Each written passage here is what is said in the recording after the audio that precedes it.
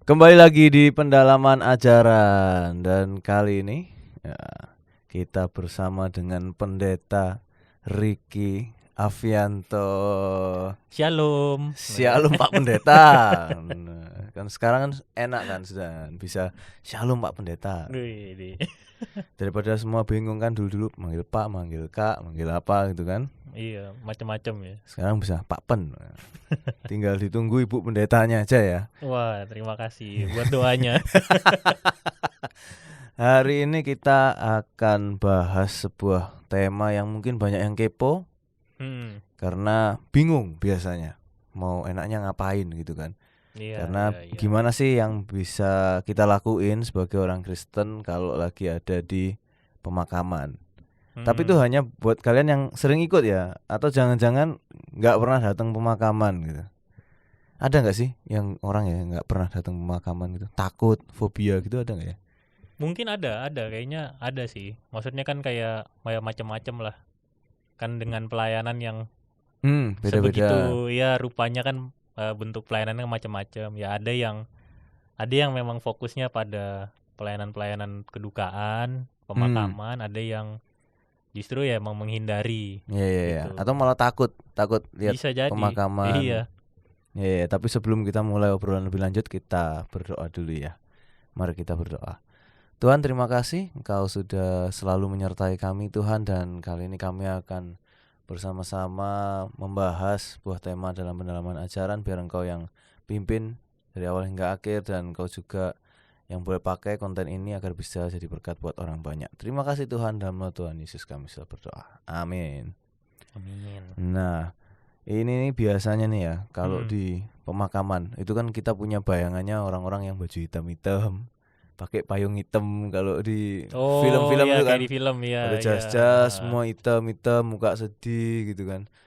Terus lewat ada jalannya rapih gitu kan, terus nyampe ke makamnya ada pendetanya di situ. Sedangkan kan kalau di sini kita lihat kembang kuning aja tumpang tindih.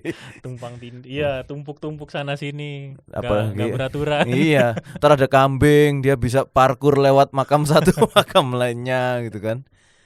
Nah, kalau kita ngeliat kan kita punya pelayanan kedukaan juga gitu kan ya. Iya. Dan sebenarnya yang bisa dilakuin itu kayak gimana sih?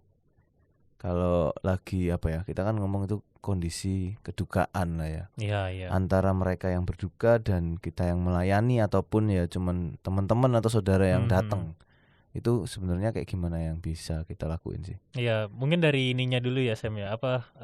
Apa yang biasanya terjadi gitu ya. Oke. Nah, ini mungkin Boleh. kalau untuk yang episode ini karena kan ya secara personal ya anggota keluarga Ya. dari aku sendiri kan ya kami sudah beberapa kali mengalami masa-masa kedukaan gitu. Yang paling jelas kan orang tua kami dua-duanya sudah berpulang gitu, dan itu cukup menurutku itu cukup membuat aku sungguh-sungguh berefleksi teologis tentang kedukaan gitu. Mungkin kalau yang paling standar kan ya karena image atau karena kita nggak tahu mau ngomong apa, biasanya kan begitu ada yang berduka ya kita bilang turut berduka berduka cita. cita. Itu paling umum lah gitu, dan karena itu adalah ungkapan yang umum, jadi semua orang ketika dalam kondisi duka maka dia akan bisa menerima lah. Tapi kadang tuh gini ya, yang terjadi adalah kadang orang tuh nggak bener-bener nangkep, terutama yang lagi berduka, karena kan pikiran dan perasaannya lagi campur aduk di antara kebingungan, terus ya kehilangan, ya dia juga pasti ada rasa takut untuk kedepannya akan jadi seperti apa gitu. Jadi itu semua numpuk semua di saat yang sama, di hari yang sama, semua perasaan itu bercampur. Ya ketika ada orang yang menyampaikan kekuatan, kadang sebenarnya memang ya bisa dikatakan bisa ya nggak begitu kuat sebetulnya apa yang kita sampaikan gitu. Tapi yang paling jelas adalah salah satunya ketika kita hadir gitu ya, buat mereka yang berduka, ya misalnya ada saudara, teman gitu, itu yang justru membuat mereka yang sedang berduka itu benar-benar merasa bahwa mereka nggak sendirian gitu. Jadi kayak misal ya contoh, kalau misalnya kita selama ini pelayanan di rumah duka di rumah atau di misalnya di Adiasa gitu ya, di tempat-tempat duka Grand Heaven dan misalnya tempat yang lainnya. Jadi ketika kita datang itu justru yang sebenarnya membuat orang jadi kekuatan gitu ya, tanpa sadar dia merasa bahwa oh iya ada orang yang datang gitu. Nanti biasanya udah selesai baru lebih kerasa lagi gitu. Biasanya kalau misalnya orang nggak biasa menghadapi kedatangan tamu banyak orang, dia bisa ngerasa ini capek lah ya. Capek. Jadi berasa punya gawe juga kan, kayak harus ngasih makan, harus ngurusin ini, nemenin. Nanti udah selesai, biasanya baru lebih kerasa capek dan nah ini yang sebenarnya jarang diungkapkan orang, baru kerasa sepinya. Gitu. Okay. Begitu semua orang udah selesai mengungkapkan duka, nah itu baru lebih kerasa suasana sepi, kehilangan itu baru masa-masa sebutannya kalau kami mungkin menyebutnya pasca kedukaan gitu ya. Jadi setelah berpulangnya orang yang dikasihi, ini ada kehidupan yang harus berjalan dan itu yang juga menurutku perlu diperhatikan gitu.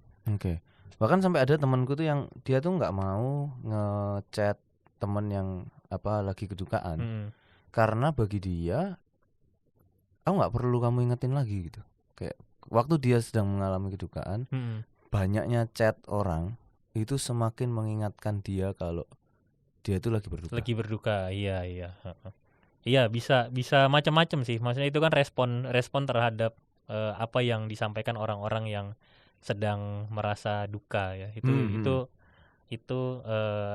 sebuah hal yang memang terjadi. Tapi kalau yang sebenarnya menarik ya Sam ya, kalau menurutku waktu aku mempersiapkan bahan buat ngobrolnya kita nih hari ini, itu 2 Samuel 12 ayat 16 sampai 23 waktu Daud sedang berduka karena kehilangan anaknya yang cuma sebentar doang itu. Iya, dan itu menjadi sebenarnya jadi satu bagian yang cukup menarik karena kalau kita baca di ayat yang ke-16, saya coba sambil buka ya. Ya. Di ayat yang ke-16 dari 2 Samuel itu sebenarnya mau ngasih lihat sama kita bahwa pada waktu peristiwa kedukaan itu justru dimulai dari Daud itu belum tahu bahwa anaknya itu sudah mati. Jadi dia kan masih yang puasa, dia udah kayak orang stres itu kan dia kan. Nah, terus yang uniknya ya, kalau ini based on pengalaman sehari-hari lah, maksudnya karena kemarin nih nonton satu film. Film apa tuh? Film ini ya, psychological thriller ya, yang paling baru yang karena kita rekamannya pas lagi Halloween kan ya. Jadi film-film di bioskop kan banyak Halloween ya. Filmnya ini film Saw. Ya kan, psychological thriller. Tapi yang Saw yang ini itu lebih menceritakan si Jigsaw-nya itu gitu. Dan ini nggak promo film, nggak menceritakan tentang film itu ya, tapi kalimat yang dia ulang-ulang ungkapkan. Jadi kan ceritanya dia lagi sakit kan. Dia sakit dan dia ngelihat orang-orang tuh bagi dia tuh nggak srek lah cara orang-orang menangani yang sedang sakit gitu. Nah, kalimat yang dia ulang di film itu adalah I am dying. Gitu. Jadi dia ngomong tentang kondisinya dia bahwa dying. Jadi bukan death tapi dying mau gitu mati ya. Iya, dia ngomong bahwa dia dalam kondisi sebentar lagi aku akan mati gitu ya kalau di subtitle Indonesianya ya. Dan kalau bahasa Inggrisnya dia ngomong berulang-ulang dying gitu. Dan ini satu kata yang rasanya perlu kita perhatikan juga gitu. Jadi kalau kita membaca 2 Samuel 12 ayat 16 sampai 23 ketika bicara tentang Daud yang berduka, maka rasa dukanya itu sebetulnya dia rasakan sebelum anaknya meninggal. Jadi sebelum sebelum anak yang dia kasihi berpulang ke pangkuan Bapa, maka dia sudah merasakan duka itu. Gitu. Jadi waktu dia di ayat 16 dia memohon kepada Tuhan ya, dia kalau dari teorinya Kubler-Ross itu kan ada denial ya. Ada denial, lalu ada denial yang pertama, lalu anger, lalu bargaining ya. Jadi dia melakukan itu gitu dia kepada Tuhan, dia dia mengurung diri, dia menangis, lalu dia ya tidur di tanah gitu, sesuatu yang tidak biasa dilakukan oleh seorang raja gitu. Nah, ini masa-masa dyingnya itu yang justru sebenarnya itu sudah sudah bagian dari kedukaan yang sedang dia alami gitu. Dan kalau kita bawa ke kehidupan sekarang ya, kalau bahasa yang lebih familiar mungkin fase terminal. Gitu ya, kalau di beberapa kali kalau saya baca artikel-artikel tentang kesehatan gitu, sebutannya fase terminal, di mana orang mulai merasa bahwa yang dikasih ini kayaknya tinggal sebentar lagi gitu. Apalagi yang kanker tuh, yang tahu deadline tuh biasanya. Iya, yang justru kelihatan dengan jelas gitu ya, kalau kita nggak berobat sekarang, kemungkinan untuk sembuhnya sangat kecil, kemungkinan untuk kehilangan nyawa justru akan sangat besar. Itu akan lebih terasa ya, banyak. Kalau kita bicara soal sakit penyakit, macam-macam lah penyakit yang bisa membuat orang merasa dia memang ada di fase terminal itu gitu. Dan kadang orang bicara soal duka itu ya cuma fase di pemakamannya itu, tapi padahal sebenarnya dying itu dia sudah membutuhkan kehadiran orang-orang yang emang yang mau peduli sama dia, yang mau mengasihi dia, mau memperhatikan dia. Dan mungkin itu kan tadi kalau saya bilang tentang orang yang temanmu yang kayaknya aku juga nggak perlu ngingetin gitu, karena sebetulnya itu kan kompilasi dari apa yang dia alami di masa-masa sebelum yang dikasihi itu berpulang gitu. Aku ingat nih, ini aku sambil buka nih ya. Jadi beberapa hari yang lalu ini ada temanku nih, dia kerjanya jadi pramugari di Qatar. Nah, dia itu nyeritain bahwa itu dia lagi flight dari Siprus, dari Larnaca ke Siprus gitulah. Itu flightnya 3-5 jam. Terus karena dia itu terakhir ngobrol sama aku, dia tugasnya di bagian di area bisnis kelas gitu. Jadi benar-benar pramugarinya nggak yang cuman lewat-lewat ngasih makan doang, tapi ada servis lebihnya lah, ngajakin ngobrol segala macam supaya intinya mereka happy. Terus waktu dia ngobrol ternyata ada satu orang tamunya itu kelihatannya seperti sehat-sehat saja, tapi dia kok request wheelchair. Kenapa request kursi roda? Terus dia cerita si ibu ini ternyata dia kena cancer, dan waktu diajak ngobrol, dia itu lagi liburan terakhirnya dia. Karena dia tahu dia sudah udah ada deadline berapa saat lagi dia akan meninggal itu, jadi dia pengen liburan terakhir, dan dia bisa berdamai. Kadang kita waktu sudah tahu udah mati, kita ngehibur keluarganya karena udah sering datang ke kedukaan.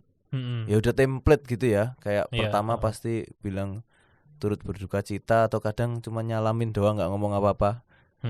Ya kan, kalau di tempat kedukaan kan ya udahlah pokoknya salaman ke depan peti, mantuk-mantuk gitu kan, atau ada yang doa, ada yang apa, sudah pergi gitu kan.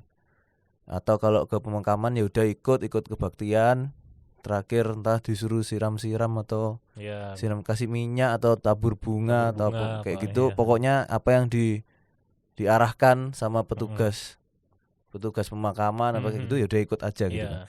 Tapi ketika before-nya ini kita bingung loh mau ngomong apa. Kayak ya dia tahu dia berduka, nih orang masih berduka bener atau udah berdamai atau enggak, kita juga nggak tahu. Mau responnya tuh respon kayak gimana ya, kayak yang temanku itu juga ya hope you enjoy your last holiday kan gitu jadi. Iya, jadi gimana kayaknya holiday tapi last gitu. Jadi kayak ini sebenarnya seneng apa sedih. Nah ya itu makanya kan jadi bingung responnya kita juga susah ketika entah berkunjung ke orang-orang yang udah sakit banget itu, kita mau antara kadang ada orang yang doain aku cepat mati ya gitu, supaya kehilangan semua rasa sakit ini. Nah kita atau mau doain dia sembuh atau kayak gimana, susah juga responnya kita itu loh. Iya. Kalau kita bicara soal respon, maka sebenarnya kalau misal dari ceritamu, salah satu yang menarik ya, misalnya ketika seseorang ini kan ini kan kalau kita bicara kalau kayak kita bicara pendekatan atau mengenali seseorang itu kan ada face, facts, ya kan ya. Terus ada fears. Nah, ini kan ngobrolnya udah sampai di fears kan sebenarnya. Fears dan faith. Ya, ketika bicara faith, maka ketika dia terbuka, itu akan sangat menarik kalau kita justru bisa ngobrol gitu loh. Maksudnya tanya misalnya, emang rasanya apa sih gitu. Last holiday gitu. Rasanya apa. Dan ketika memang seseorang dia betul-betul berdamai dengan kondisi bahwa dia menerima dyingnya dia menerima kondisi dyingnya dia, menerima bahwa ya inilah hidupku, sisa hidupku akan kupergunakan dengan ya optimal dan maksimal. Ya kita yakin lah kalau misalnya ada keputusan untuk melakukan sesuatu di masa akhir hidup itu kan sesuatu yang pasti sudah dipikirkan gitu. Dan ketika kita misalnya bisa tanya, emang dulu cara mempertimbangkannya apa gitu, lalu misalnya perasaannya tuh sebenarnya apa sih gitu.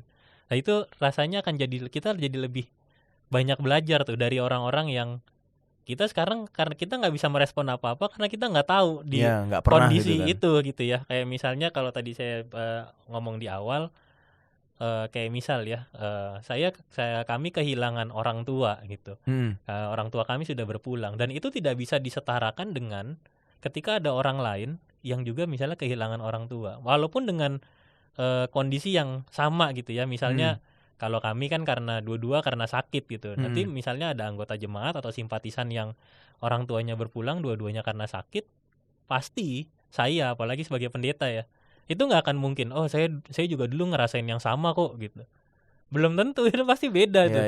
Rasa duka yang saya alami dengan orang lain alami itu kualitasnya, intensitasnya itu bisa sangat berbeda gitu. Maka itu kan yang paling jelas adalah ya ketika kita datang, kalau kita nggak tahu mau ngomong apa, ya nggak usah ngomong apa-apa sebenarnya. Ya salaman itu aja ya. Salaman, dan itu sudah menunjukkan bahwa tunjukkanlah bahwa kita memang peduli pada apa yang sedang dia rasakan gitu ya. Jadi di dalam pikiran orang kan bisa ngerasa bahwa temanku datang karena tahu aku lagi berduka, mungkin formalitas aja. Pikiran itu bisa muncul di siapapun yang lagi dalam kondisi itu gitu kan. Atau ini temanku datang cuman minta kacang sama kuaci doang.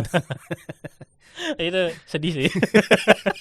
Atau tahu nih, ini kalau siang biasanya ada konsumsi, makan siang, makan malam, pokoknya datang aja. Penghiburan biar bisa makan, karena kalau nggak datang nggak bisa makan. Tahu campur. Cauku. Ya itu di kondisi itu. Aku inget sih waktu kalau nggak salah dulu sempat ada film pendek yang sempat ngetren juga ya, kalau aku nggak salah ya. Ceritanya dia berduka, lalu orang datang dan pertanyaan semuanya sama. Gimana? Ya, gimana ceritanya? Lalu template lah ya itu. Iya, jadi gitu. Dia adegannya tuh cuma dia di meja gini duduk. Ya, papa itu karena sakit gitu. Nanti adegan terus kayak di cut gitu, terus ada orang lain datang. Dia gitu lagi, ya karena papa sakit gitu. Jadi itu sebenarnya ngasih pesan bahwa ya nggak semua orang dalam masa seperti itu suka gitu ya, dan apalagi itu pertanyaan yang berulang-ulang gitu. Kalau misalnya orang memperhatikan ya, aku yang biasa aku lakukan, porsi untuk kita bertanya itu sebenarnya bukan di saat kita datang gitu. Tapi kita itu datang itu, saya yang selalu kubayangkan adalah kita nih sebenarnya lagi dipakai Tuhan gitu. Tidak banyak orang bisa tergerak untuk datang ke sebuah kondisi duka di dalam sebuah pemakaman ya, dengan variabelnya juga macam-macam ya. Orang berpulang di hari kerja segala macam, kita sampai rela untuk izin dari kantor segala macam, dibela-belain kita datang.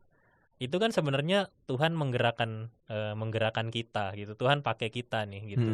Di balik kita punya latar belakang, kita kenal, kita dekat dan sebagainya, tapi Tuhan gerakan kita untuk kita memberi kekuatan buat dia. Caranya apa ya? Kita datang gitu. Kita datang itu udah mewakili Tuhan yang mau bicara tentang bahwa kamu tuh nggak sendirian di masa-masa itu. Ada orang yang menghiburmu ya. Ada orang yang ketika kamu belum benar-benar bisa merelakan ya, macam-macam ya. Di makam tuh ada yang bahkan dikasih buku nyanyian pun nggak bisa nyanyi ya. Bisanya malah nangis. Tapi ada orang yang ketika kita datang kita bisa bernyanyi buat keluarga yang sedang berduka, dan itu kan nunjukin bahwa ya ini persahabatan kita, pertemanan kita, persaudaraan kita nggak cuma karena unsur tertentu, bukan karena kerja, bukan karena pelayanan, tapi ya memang karena hati kita semua yang sebenarnya digerakkan oleh Tuhan untuk ada di situ gitu. Makanya ibadahnya namanya ibadah penghiburan juga gitu kan. Sebenarnya kan memberikan penghiburan, tapi kalau kita ngomong apa yang boleh dilakukan, Mongol stand up comedian dia pernah cerita bahwa dia pernah di-hire untuk stand up comedy di pemakaman. Iya kan? pernah tahu dia cerita itu kan. Dia stand up comedy di pemakaman. Kalau dia mau menghibur, iya, emang dia di sana menghibur, tapi ya semenghibur itukah gitu kan. Sedangkan ibadah penghiburan biasanya ya tetap ibadah biasa, nyanyi, kita ngomongnya kan memberikan kekuatan gitu. Tapi nggak menghibur-hibur banget karena nggak ada entertaining di sana gitu. Iya. Tapi kan itu kan ada hal-hal yang lumrah atau biasa dilakukan, seperti ya yang itu tadi orang datang segala macam, berbunga lah, apa minyak itu di cat itu, atau benar-benar ada hiburan yang seperti itu. Karena kadang ada orang yang datang tuh nongkrong di jasa sampai malam karena mereka reuninya di situ. Iya, jadi ketemuan di situ. Terus menghiburnya ya dengan mereka ngobrol dan bercerita, ketawa-ketawa di sana. Iya. Dan kalau yang ku perhatikan ya berdasarkan pengalaman juga. Jadi ketika itu kan sebuah obrolan yang ngalir gitu ya. Obrolan yang ngalir, dan memang ekspresi atau emosi yang keluar itu kan juga lebih jujur lah gitu. Jadi kalau misalnya aku membayangkan ya, menghibur lalu diaplikasikan lewat ya pokoknya apa yang saya omong semua orang harus ketawa, jadilah stand up comedy gitu. Karena itu jadinya kan sebenarnya kesannya dipaksa untuk menghibur. Dipaksa untuk menghibur, padahal kita sendiri sebenarnya tahu itu bukan momen yang tepat gitu. Nah, tapi kalau misalnya ada orang datang terus dia ya kumpul di situ ya kan, jadi ketemu sama teman yang lama lalu kita ngobrol, kan ekspresi-ekspresi yang natural sebenarnya yang keluar gitu ya ketika bercerita tentang misalnya dulu kita terakhir ketemu pas kapan, acara apa, ada kejadian apa, dan itu sebenarnya kan itulah salah satu bentuk menghibur yang bisa terjadi gitu di apa namanya, di sebuah situasi kedukaan gitu. Dan itu bagi saya itu ekspresi yang natural, dan sebenarnya kita sendiri juga tahu lah batasan-batasan apa yang misalnya ini kalau ceritanya ini terus misalnya kita ceritain lagi hanya demi mendengar tawa dari orang yang berduka. Rasanya orang yang berduka juga nggak akan rela ketawa dengan dengan mengeluarkan ketawanya terus menerus gitu, karena dia tahu sebenarnya perasaan kita kan juga tahu ya, ini orang lagi bikin lagi sengaja bikin saya biar saya ketawa gitu, bukan menghibur tapi biar saya ketawa aja gitu kan. Kalau kayak gitu jadi yang dihibur bukan yang berduka, yang lagi cerita kan gitu. Karena dia yang lagi cerita berharap supaya si yang berduka ini nggak ngerasa sedih di waktu itu gitu. Nah itu benar. Malah jadi terbalik, dan itu justru berbahaya gitu. Kadang ceritain tentang memori dari orang yang meninggal, cerita-cerita kebersamaan dengan mengingat itu pun juga bisa jadi menghibur, bahwa sudah ada masa-masa menyenangkan bersama dengan almarhum kan gitu kan. Itu bisa jadi hiburan juga gitu kan. Dan apalagi ketika kita juga sebenarnya bisa menangkap sesuatu gitu ya. Misalnya yang paling umum adalah kan ketika orang berpulang, maka kalau di GKI ini secara spesifik ya Sam, bahwa yang kita kuatkan, jadi aku nggak pakai istilah menghibur lah. Kalau menghibur orang mikirnya pokoknya ketawa lah gitu nggak ya. Tapi menguatkan kan bisa macam-macam ya. Lewat kita datang aja udah menguatkan ya, kita memberikan pesan atau ungkapan kepada yang berduka, itu juga sudah menunjukkan kita memberikan kekuatan gitu. Dan yang kalau di GKI itu yang dikuatkan itu yang masih hidup. Jadi yang gitu. Keluarga yang ditinggalkan. Yang ditinggalkan, karena keluarga yang ditinggalkan adalah keluarga yang masih akan menjalani hari-hari mereka setelah ini gitu. Setelah peristiwa ini. Kalau GKI itu kan sangat memahami bahwa setiap orang percaya yang berpulang, yang kembali ke pangkuan Bapa, maka mereka adalah pribadi yang sudah diselamatkan gitu. Iya. Jadi sudah berada dalam hidup yang kekal. Udah nggak perlu didoain lagi. Iya, jadi udah dalam hidup yang kekal. Jadi kalau bahasa sederhananya, ini urusannya udah beda urusan gitu ya. sama Tuhan gitu. Dia sudah hidup bersama dengan Tuhan Yesus gitu. Jadi udah ya ini urusannya sudah dengan Tuhan Yesus. Sekarang yang perlu didoakan siapa gitu? Keluarga yang Kita ditinggal.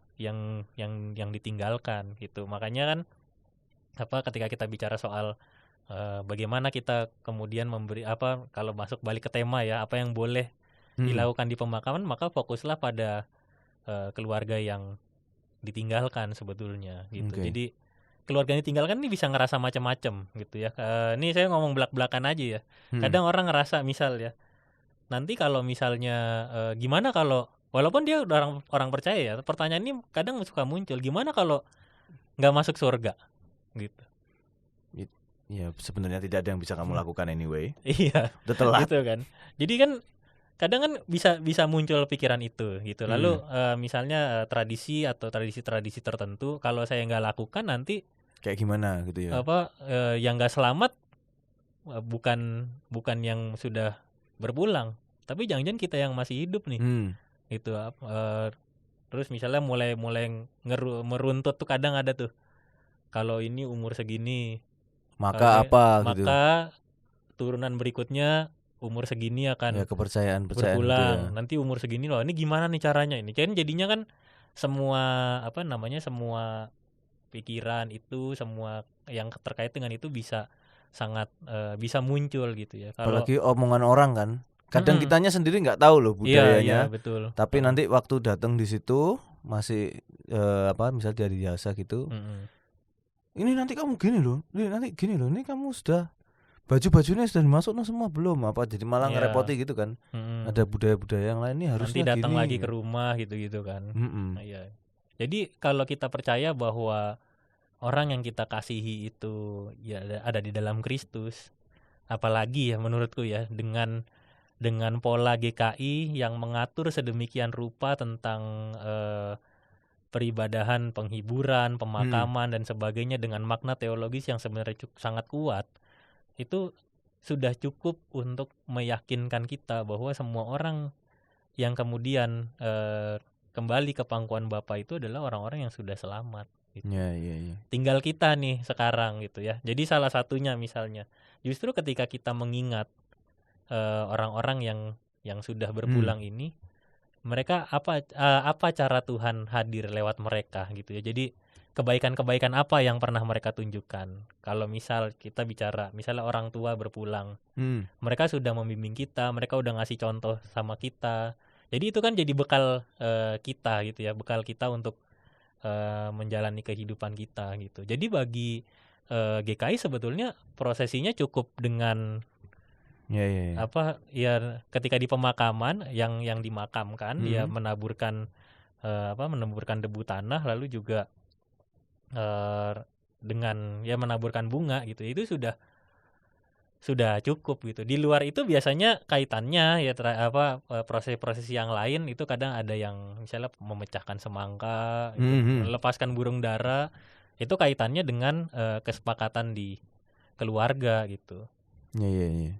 Kan kita nggak bisa menghindari lah kalau menurutku ya, nggak bisa menghindari bahwa ketika kita berduka, mungkin kita paham bahwa yang begini tuh nggak usah. Kita tahu nggak perlu, kita ngerasa ini nggak usah ya karena yang penting aku udah tahu yang kukasihi ini pasti selamat gitu. Nah kadang kan ada keluarga besar yang merasa bahwa ini tetap harus dilakukan, tetap harus ini gitu. Ketika kondisi itu terjadi, maka yang paling pertama yang emang harus dilakukan adalah berkomunikasi gitu ya. Jadi bukan soal boleh dan nggak boleh, tapi kita obrolin gitu, ngomongin soal ini. Kalau secara pemahaman Kristen memang ya maksudnya tidak juga memperkuat bahwa yang ini pasti semakin selamat gitu, enggak ya. Yeah. Dari awal sudah selamat gitu. Itu kan yang Tuhan janjikan buat kita semua kan gitu. Berarti sebenarnya kalau ada nih tradisi yang kayak misal setelah dimakamkan harus kayak ada yang sujud-sujudnya juga, ada yang doa-doa masih masang Yosua apa segala macam. Kalau kita ada di posisi gitu kayak gimana? Kalau ada di posisi itu biasanya ngobrol dulu, ngomong dulu, maksudnya ke keluarga gitu ya. Jadi kenapa perlu ngobrol dulu? Supaya Karena nggak aneh juga ya. iya, dan kadang nggak semua mudah untuk menerima gitu. Dan sebenarnya kita tahu bahwa ya itu nggak perlu gitu. Iya. Karena ya kalau kita kembali ke dalam kekristenan, bahwa kita percaya Tuhan Yesus itu sudah menyelamatkan gitu. Tapi ketika misal ya, kalau aku mungkin gini, kadang akhirnya mengalah demi supaya keluarga juga nggak jadi apa ya, supaya ketika kami melayani itu kami tidak jadi batu sandungan juga. Nggak gitu. jadi batu sandungannya juga dua arah ya. Jadi misal pun oke, kita datang ke sana, ya kita tetap datang, mereka melakukan, ya kita tidak perlu berdoa juga di kita gitu kan, misalnya gitu kan. Iya, dan itu apa namanya, bagiku adalah batasanku adalah ya aku pasti akan ngomong itu gitu. Maksudnya kan ketika masih ada proses ini dan sebagainya, bagiku kita harus bicara dulu tuh soal itu gitu. Kenapa? Karena aku sebagai seorang pendeta yang perlu membimbing anggota jemaat dan simpatisan yang percaya pada Tuhan Yesus Kristus, sekaligus percaya pada karya keselamatannya, maka semua yang kaitannya dengan prosesi yang sebenarnya juga tidak memperkuat pemahaman itu, ya lebih baik sebaiknya nggak usah. Iya, nggak usah. Tapi kan bukan yang datang-datang, saya datang Ini gitu. nggak boleh. Wah, itu rame pasti. Itu. Apalagi kalau misalnya kita keluarga, ternyata keluarga besar, nggak semuanya dalam satu keyakinan yang sama gitu ya.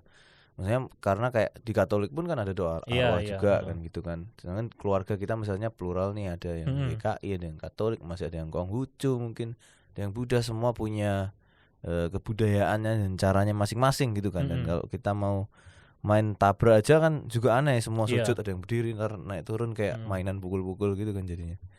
Ada yang nunduk ntar berdiri, yang berdiri ntar nunduk.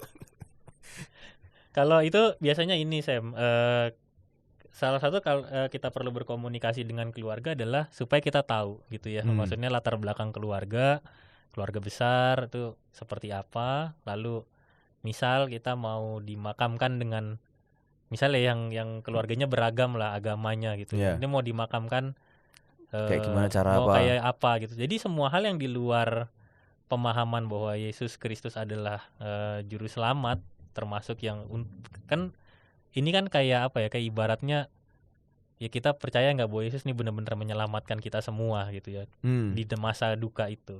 Maka semua prosesi yang kaitannya tidak dengan itu biasanya akan dilakukan di luar pelayanan ibadah gitu. Dan itu ya beberapa kali mengalami ya. Kadang kan ada yang keluarga yang sampai ini kalau di rumah duka itu ada yang sampai siapin mobil-mobilan kertas apa segala macam gitu ya kan ya. Dan supaya katanya kan nanti dia punya kendaraan itu di sana gitu kan. Jadi dalam fase tertentu ketika misal ya sebenarnya bagi orang-orang Kristen ini kan ngapain dia punya mobil di sana juga gak guna. Tapi kadang kita deadlock tuh waktu ngobrolin itu. Maka salah satunya adalah ya lakukan itu di luar ibadah gitu, di luar urusan sama gereja ya. Kita anggapnya itu acara keluarga lah gitu. Kalau memang tapi kita punya kewajiban untuk mengingatkan bahwa misalnya kayak gitu kan, kita pasti ngingetinnya kan ketika orang sudah meninggal udah nggak ada yang dibawa nih. Iya, betul. Mau kamu kasih baju kamu bawain semua, mainan kesukaan lah, dikasih mobil kertas supaya di sana ada kendaraan, semua aja yang kamu kasih kan di pandangan kita kan nggak ada yang ya udah meninggal ya nggak ada yang dibawa lagi gitu. Nah itu tugas kita gitu kan juga. Tugas kita, tugas kita sebagai gereja untuk mengingatkan gitu. Tapi kalaupun misal anggota keluarga kita, ya mungkin karena kita lebih muda kita sudah tahu, tapi ada anggota keluarga yang mungkin Kristen juga atau Katolik gitu, sama-sama percaya bahwa sudah diselamatkan Tuhan Yesus gitu. Tapi merasa bahwa ya ini budaya yang harus dilakuin gitu. Dan sudah dikasih tahu nggak bisa, lah kitanya terus gimana tuh? Membiarkan tapi ya kita nggak mengimani gitu berarti. Iya, maksudnya lebih kayak ya kalau emang sampai ya tadi aku bilang itu ya deadlock ya, mentok kita gitu kan. nggak ketemu lah ya, mentok lah, kita udah nggak ketemu jalannya untuk ngobrolin itu. Monggo, tapi Ya, kitanya ya enggak gitu kan. kami tidak akan, saya sebagai pendeta ya, apalagi misalnya ya Pak tolong Enggak usah pendeta lah, didoakan misalnya gitu ya. umat Heeh. biasa lah gitu kan. Iya, kita nggak mewajibkan untuk datang di saat itu gitu. Kalaupun terpaksa datang berarti responnya kan kita nggak perlu ikut gitu kan. Iya. Karena kita tidak mempercayai itu, tidak mengimani itu Iya. gitu ya. Iya. Iya. Nah, kalau misalnya kita mau belajar nih balik ke Alkitab ya. Yesus sendiri itu waktu kedukaan tuh ngapain dia ya? Nah, ini yang menarik ya. Sebenarnya ada dua peristiwa waktu Yesus berduka, dan ini kayaknya orang mungkin nggak sadar nih ya. Apalagi Maisong gitu deh. yang Matius 14 ini, Matius 14 ayat 13 itu kan orang akan langsung baca perikopnya. Perikopnya itu kan judulnya Matius 14 ya, Matius 14 ayat 13 itu judulnya sebentar. Mana nih? Nah, ini dia. Yesus memberi makan 5.000 orang. Ya. Tapi itu diawali. Jadi ketika Yesus memberi makan 5.000 orang itu diawali dengan satu peristiwa. Waktu Yohanes Pembaptis dibunuh, dipenggal itu. Iya, waktu itu. Maka ayat 13 itu ayat pembuka sebelum Yesus sebelum Yesus mengajar lagi ke orang banyak. Itu dikatakan gini, setelah Yesus mendengar berita itu, jadi dengar tentang Yohanes yang dipenggal itu, menyingkirlah ia dari situ dan hendak mengasingkan diri dengan perahu ke tempat yang sunyi. Jadi Yesus langsung sebenarnya merasa bahwa berduka. Dia merasa berduka ya, dalam beberapa buku yang coba aku cari ininya ya, tafsirannya dan apa yang sebenarnya pendekatan apa yang bisa menunjukkan bahwa apa yang lagi dirasakan oleh Yesus waktu itu, dan jadi sebenarnya apa yang dilakukan oleh Yesus itu bukan sesuatu yang umum. Waktu Yesus mengambil waktu sendiri ke tempat sunyi itu memang karena dalam situasi yang berduka ya. Kalau secara analisisnya, karena memang kan sejak di dalam kandungan udah cangkruk nih. Iya, berarti kan dari orang tua udah saling udah kenal, terus ketika menjalankan karya keselamatan Allah itu mereka berdua punya peran yang sangat penting ya. Waktu Yohanes Pembaptis kan yang membuka jalan, membaptiskan orang banyak, lalu peristiwa Yesus dibaptis itu kan juga pada saat itu kan karena ada Yohanes Pembaptis di situ gitu kan. Dan itu menunjukkan kedekatan itu, dan itu yang membuat Yesus sangat berduka gitu. Nah, yang dilakukan oleh Yesus adalah dia mengambil waktu sendiri, lalu di kalimat yang berikutnya, tetapi orang banyak mendengarnya. Jadi tahu orang-orang ini ya. Orang banyak mendengarnya dan mengikuti dia dengan mengambil jalan darat dari kota-kota mereka. Jadi Yesus di perahu, orang-orang di pinggiran gitu. Jadi ditungguin. Jadi Yesus tuh ditungguin di masa-masa dia sedang mengambil waktu untuk kesendiriannya gitu. Lalu yang menarik justru di ayat yang berikutnya ya, di ayat 14 itu Yesus yang dikatakan di Injil Matius itu hatinya tergerak oleh belas kasihan dan menyembuhkan mereka yang sakit. Jadi Yesus ngambil waktu, tapi kemudian dia kembali melakukan tugasnya. Life must go on gitu kan. Iya, jadi dia memang dari cuplikan ini memang terasa bahwa kedukaan itu bukan peristiwa yang bisa disepelekan gitu. Yang Yesus lakukan bukan yang penting aku minggir dulu, aku berdoa dulu, terus langsung aku tolong orang-orang. Enggak, tapi dia memang mengambil waktunya, lalu kemudian dia kembali ke apa yang memang menjadi tugasnya sebagai juru selamat di tengah dunia gitu. Dan itu yang Yesus tunjukkan ya waktu Yohanes Pembaptis itu dibunuh waktu itu gitu. Kalau yang peristiwa yang kedua waktu Lazarus mati ya waktu itu ya, Yohanes 11 ayat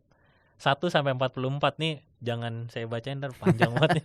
Bisa dibaca, kita baca di ini ya, di baca tempat kita masing-masing baca sendiri ya. Jadi kan kuncinya adalah sejak awal di bagian ini Yesus sudah mengatakan bahwa ini akan menyatakan kemuliaan Allah lewat peristiwa itu gitu. Jadi orang akan lebih sering secara umum akan menyimpulkan bahwa oh Lazarus habis ini bangkit gitu. Tapi bukan, yang dimaksud adalah peristiwa di masa-masa dying sampai death-nya Lazarus ini justru itu juga termasuk dalam kemuliaan Allah gitu. Kemuliaan Allah bukan hanya ketika seorang yang memohon kepada Tuhan lalu dijawab doanya, tapi justru ketika dia ada di masa-masa bahwa mereka semua selalu percaya bahwa kehadiran Yesus itu akan bisa menyelamatkan gitu. Iya. Karena kan kalau nggak salah ceritanya itu kan juga sebenarnya dia sudah meninggalnya sudah beberapa hari kan. Iya.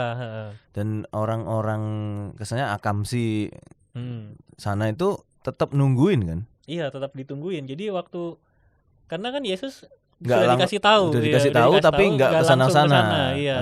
Waktu itu kan peristiwanya begitu. Mampir-mampir. Iya, masih ada dalam perjalanan dan Yesus mengatakan itu kemuliaan Allah akan ditunjukkan lewat peristiwa ini gitu. Jadi ya Yesus bukannya nggak mau langsung datang ya, tapi prinsipnya adalah akan ada kemuliaan Allah yang muncul di sini gitu. Dan memang yang pada saat itu Yesus rasakan kan, kalau dari ya saya belum cek yang TB2-nya nih. Kalau TB1-nya kan masgul tuh kata yang kayaknya memorable ya kalau dari Alkitab ya. Masgul itu kan artinya sedih, murung ya. Kalau bahasa Yunaninya embrymaomai. Kalau dalam bahasa Inggrisnya snort with anger atau blame gitu. Jadi itu perasaan yang dituliskan oleh Injil Yohanes, apa yang lagi dirasakan oleh Yesus. Dan itu menjadi sebuah ungkapan rasa duka yang Yesus sedang tunjukkan. Beberapa penafsir juga mengarahkan pada ini peristiwa yang akan dialami oleh Yesus sendiri gitu. Jadi Yesus melihat Lazarus yang kemudian akan bangkit, itu dia seperti sedang melihat apa yang akan dia alami. Yang akan dia alami sendiri. Jadi dari peristiwa Lazarus ini kita sebenarnya belajar bahwa akan selalu ada karya kemuliaan Allah lewat setiap peristiwa. Sekalipun peristiwa itu adalah peristiwa kedukaan yang tidak menyenangkan. Banyak hal yang bisa terjadi sebenarnya melalui peristiwa itu kan, karena kan apapun yang Tuhan izinkan terjadi kan juga janjinya kan akan mendatangkan kebaikan kan. Belum tentu peristiwanya itu berasa baik kan. Iya, betul. Tapi bisa mendatangkan kebaikan di kedepannya gitu. Iya, kan. benar. Lalu kalau balik lagi tadi kan kita sudah sama-sama belajar lah ya, Yesus dalam kedukaan seperti apa, meskipun dia tetap direcokin orang banyak, ya kan, terus termasuk dia ditungguin itu kan sebenarnya juga ya direcokin gitu kan. Iya. Dipaksa ayo. Dan respon orang-orang yang ada di sana kan juga ayo cepetan. Waktu dia datang pertama kan juga kayak percuma mati suwe kok, cuma telat. Padahal ya belum tentu itu telat kan.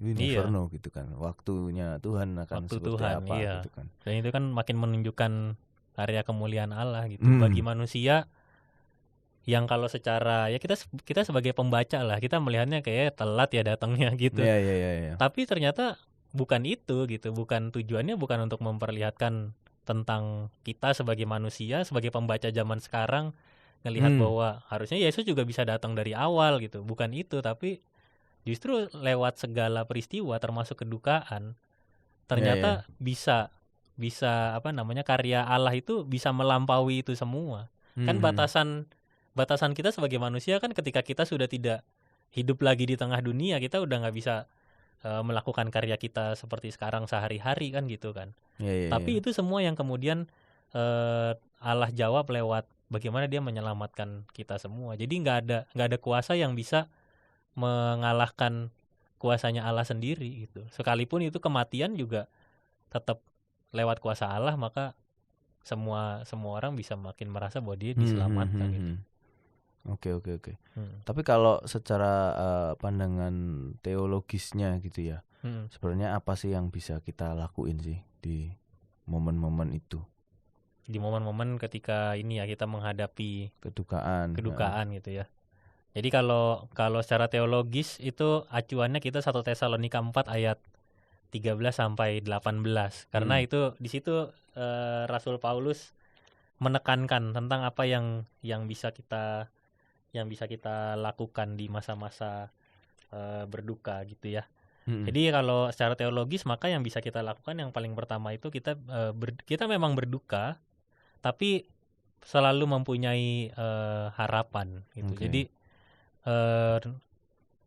Paulus tuh memberikan porsi pada orang yang memang bisa merasakan duka, tapi kita tidak terus-menerus membiarkan diri kita untuk larut di dalam kedukaan itu. Betul, kita butuh waktu untuk mencerna, untuk memproses apa yang terjadi, ini kedukaan apa yang kita alami, apa yang kita rasakan, kan kadang itu perlu waktu ya untuk orang, dan itu bisa beragam sekali gitu ya. Waktu yang cepat, dipakai yang lama. Ada yang cepat, ada yang bertahun-tahun belum bisa move on, masih stres gitu kan. Iya.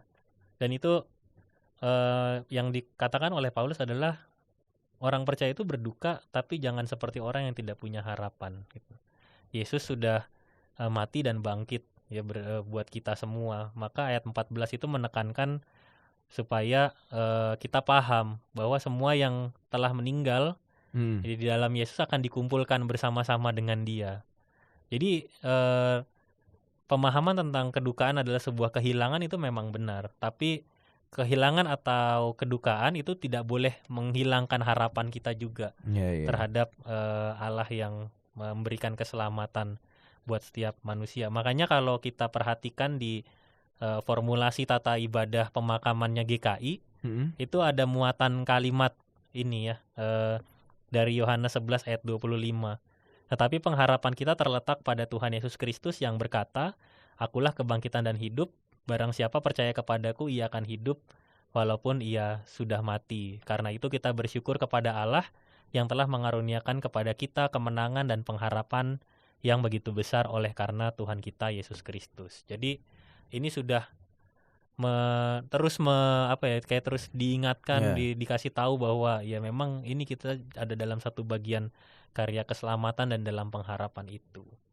Ya, berarti termasuk kan juga ketika kita di makam gitu misalnya berdoa, mendoakan itu, apalagi yang mau didoakan gitu kan. Berarti kan jatuhnya kan gitu. Karena dia udah percaya, kita tahu bahwa almarhum ini sudah percaya sama Tuhan. Iya.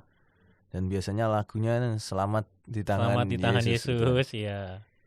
Ini lagunya itu, dan ya kita sama-sama mengamini bahwa almarhum ini sudah selamat gitu kan. Iya. Apalagi yang masih mau kamu doain lagi gitu. Iya. Terus sisanya tinggal kita yang kayak obrolan kita tadi kan, menghibur antara mereka-mereka fokus pada yang ditinggalkan. Iya. Terus kalau misal nih itu kan banyak tuh omongan kayak masih berapa hari, bahkan kan ada kan yang kayak berapa hari sampai 1000 hari gitu kan. Terus berapa hari pertama tuh rohnya nih masih ada nih, belum kemana-mana gitu kan. Ada yang masih dimimpiin lah, ada yang masih di rumah. Itu tuh kayak gimana itu? Apanya ini? Pandangannya GKI nih. Pandangannya jelasnya gini sih. Kan sudah selamat, sudah bersama Yesus. Udah kesana berarti gitu. Iya. Jadi kadang kalau kita bicaranya lebih ke ini ya, apa yang dialami orang dalam masa kedukaan ya. Semua kenangan apa itu bisa kayak ini ya, kayak kaset yang diputar tiba-tiba gitu. Kita sendiri nggak sadar bahwa itu muncul gitu ya. Jadi dan itu bisa bisa terekam gitu ya, rekognisi sendiri gitu ya. Kayak terulang padahal sebenarnya enggak juga gitu. Iya gitu. Dan bahayanya adalah bagiku ya, justru kita memang harus benar-benar percaya bahwa dia sudah di sana. Iya, sudah di surga gitu. Malah bisa jadi yang bukan itu ya kan, pura-pura berubah pura-pura gitu kan, karena tahu, mungkin karena kita orangnya sangat kalut dalam kita lagi kalut, lagi sedih, lagi sedih banget, dan lagi down. Kalau tiap orang beda-beda ya, ada yang down terus fight ya udah gitu kan, move on aja, logic banget misalnya gitu. Atau yang benar-benar dia kalau udah down ya akan sangat tenggelam dalam emosi, dalam kesedihannya, ya itu malah bisa kepercayaan yang sebenarnya kamu jadi terjerumus sendiri gitu kan. Malah jadi kita hidupnya jadi nggak bisa menjalankan sesuai apa yang Tuhan mau terjadi, karena kita terlalu terpuruk Iya, iya. Dan ini yang ku sampaikan memang juga, maksudnya juga ku sampaikan kepada kakak-kakakku ya waktu itu ya. Waktu terakhir kan waktu mama berpulang itu, kakak iparku malah yang cerita gitu. Bahwa dia ya kok aku kayak lihat ya gitu, lihat sosok mama gitu. Lalu ku bilang, kalau ngobrolnya sama aku, maka aku percaya bahwa semua yang sudah berpulang, termasuk mamaku waktu itu, almarhumah mama, ya sudah bersama Yesus di sorga. Itu. Jadi yang kutanya adalah, kamu lihat siapa? Gitu. Iya, Jadi iya, iya, iya. kan ya dia sudah bersama Yesus gitu, udah seneng, udah mengalami sukacita abadi, itu hidup yang kekal segala macam, itu yang kita pahami, kita baca dalam Alkitab kan. Iya, iya, Gitu. iya. Dan ya itu ya ini berarti kan bagiku adalah waktu itu yang kulakukan kemudian adalah oke lah, kita cerita-ceritaan yuk gitu. Jadi ya saling ini aja, saling Berbagi ngambil memori. waktu, terus iya saling cerita aja gitu. Karena itu kan memang masa-masa di mana ya tadi yang kita barusan ngomongin gitu, orang kalut apa segala macam. Ya ajak ngobrol biar keluar Iya, iya, iya. apa yang dia rasakan gitu. Terus kalau kebiasaan yang pause-nya nih, kadang cengbing, datang ke makam, atau banyak tuh yang datang ke makam terus foto hypa gitu kan. Aku misalnya biasanya tuh kalau meninggalnya sebelum lulus kuliah, terus nanti pas wisuda Foto ya, pas foto sudah wisuda gitu ya. kan, dia datang nih anakmu wisuda atau nikah, nih kenalin gitu. Kayak ngajak ngobrol Kayak ngajak ngobrol makamnya ya. Atau ada yang TikTok tuh, kamu gak guna itu loh. Lihat gak sih? Jadi dia muncul. di makam bapaknya, terus dia rekam gitu kan, nih anakmu udah jadi gini, kamu bapak yang gak guna apa gitu-gitu. Malah ngatain Malah orang tuanya. ngerosting makamnya. Anak sekarang. Iya, iya. Ya ini mungkin berangkatnya juga dari pengalaman ya. Ketika datang ke sebuah makam, maka itu kan sebetulnya penghormatan terakhir kita ya, termasuk ketika kalau kita menaburkan bunga, itu kan penghormatan terakhir kita terhadap jasad almarhum atau almarhumah yang sudah berpulang gitu. Jadi bagiku itu tidak memuat apa ya, nggak memuat pesan tertentu gitu. Maksudnya orang kayaknya ngomong di makam itu bisa menjadi sesuatu yang umum gitu. Iya. Tapi bukan berarti kita ngobrol. Gitu. Jadi ya ini makam yang sebetulnya kan kalau kita ini kan makam itu kan simbolisasi pengenangan kita kan. Iya. Ya kenapa orang merawat makam dengan sedemikian rupa, ada orang yang Bayar makamnya mahal loh ngerawat makam tuh. Apalagi ada yang misalnya yang di desa atau yang di pinggir kota, kadang nggak mau makam jauh-jauh, maunya di dekat rumah, belakang rumah gitu ya. Karena itu kan cara kita untuk mengenang orang yang sudah pergi, yang sudah berpulang lebih dahulu meninggalkan kita gitu. Jadi bagiku sebenarnya nggak ada muatan tertentu, dan memang tidak perlu diisi dengan muatan-muatan kayak ya nanti pasti nanti dia di dalam denger apa segala macam itu. Enggak gitu. Sebagai sebuah kesempatan untuk orang bisa mengenang gitu kan, sama kan kayaknya kalau orang nyekar kan. Kita bisa datang ke makam gitu, karena kita inget gitu. Bisa jadi juga kan karena sebenarnya kita belum pulih-pulih benar dari peristiwa kehilangan yang kita rasakan gitu. Itu bisa gitu. Jadi kita lebih menghargai kepada sisi yang itu gitu ya. Kayak misalnya kalau tadi kamu Sam cerita habis wisuda terus foto, ya mungkin dulu yang orang tuanya mungkin pernah yang sudah berpulang kayak kamu nanti pokoknya harus iya. S1 loh ya paling enggak gitu. Jadi itu kan sebuah kenangan gitu ya, bukan kemudian jadi apa ya, jadi kayak wah ini aku emang lagi ngobrol beneran gitu ya. Enggak juga gitu sebenarnya gitu. Iya. Termasuk ya misalnya membersihkan makam dan sebagainya, dalam sebuah ini ya, dalam bagaimana cara kita mengenang aja sebetulnya, bukan yang kalau nggak dibersihin nanti apa gitu. Nggak ke situ gitu. Kalau kita sebagai orang percaya nggak ke situ cara kita memahaminya. Yang pasti juga nggak di roasting juga makamnya. Iya, ya. itu enggak lah, janganlah. Cari dah. Itu ada tuh anak terus dia ngerosting bapaknya karena dia udah nggak ada gitu. Kacau. Nanti kalau kepo tuh coba ditonton, yang kayak gitu-gitu tuh banyak aneh-aneh tuh, video-video aneh tuh banyak. Nah, kalau gitu kita bisa tarik kesimpulan lah ya bagaimana kita menghadapi masa-masa kedukaan, dan termasuk bagaimana kita ketika datang kita memberikan kekuatan bagi keluarga yang ditinggal, memberikan penghiburan juga, makanya ada ibadah penghiburan juga gitu kan. Tapi lebih fokusnya kepada mereka yang ditinggalkan, karena kita percaya bahwa yang sudah meninggal ini sudah bersama dengan Tuhan Yesus gitu kan. Ya. Jadi ada nggak kayak buat saran yang bisa langsung aplikatif gitu yang bisa dilakuin sama teman-teman semua yang mendengarkan dan menonton ini, terus sekaligus bisa jadi closing statement kita tentang episode ini. Oke, yang pasti temani setiap orang yang sedang berduka ya. Temani bisa lewat kita mendoakan mereka yang sedang berduka, yang sedang di masa-masa juga yang sedang bergumul dengan usia hidup dan sebagainya, kan itu perlu doa itu. Perlu dukungan doa. Itu kita bisa mendoakan mereka. Lalu juga peduli artinya nggak hanya sekadar kita datang, tapi juga memberikan porsi perhatian kita di masa-masa pasca kedukaan yang sudah dialami waktu itu. Lalu juga kita fokuslah pada keluarga yang ditinggalkan gitu ya, karena kan mereka yang masih melanjutkan hari-hari ke depan ini. Jangan sampai menjalani hari-hari itu justru tanpa semangat ya. Tapi harus tetap optimis, harus punya harapan kan tadi yang di Alkitab kita sendiri katakan. Oke.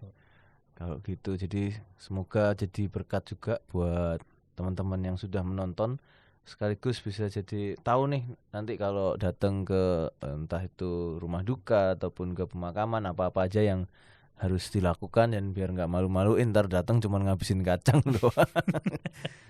Karena kadang kalau nggak ke Adiasa ya nggak makan kuaci loh. Oh iya. Ya kan jarang kan orang maksudnya makan camilan kuaci ya. Ada sih yang memang, tapi kan nggak putih tuh biasanya yang kuaci bunga matahari gitu kan. Ya cuman kalau di situ makan kacang, makan kuaci, bikin nggak berhenti loh biasanya itu. Emang niatnya mau ngemil. Niatnya ngemil. Tolong dikurang-kurangi ya Bapak Ibu rekan-rekannya.